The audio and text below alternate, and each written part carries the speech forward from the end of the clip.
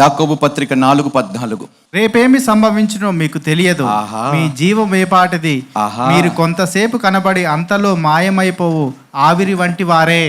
Philip ఆ యొక్క నపుంసకుడు యెషయా గ్రంథము చదువుతున్నప్పుడు దేవుడు ఫిలిప్పుని పంపిస్తాడు నపుంసకుడు దగ్గర. ఆయన ఫిలిప్పుని చూసి, బాప్తిజం ఇవ్వటానికి నిన్ను ఏంటి ఆటంకపరుస్తుంది, నీకేంటి అభ్యంతరము, అదుగో నీళ్ళు. ఆయన విన్నాడు, నమ్మాడు.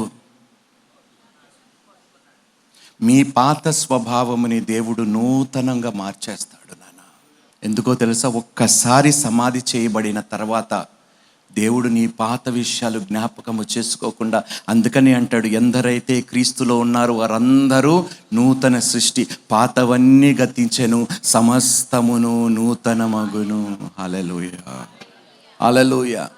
The reason God rose from the dead, or God was raised from the dead, is to make everything new in your life.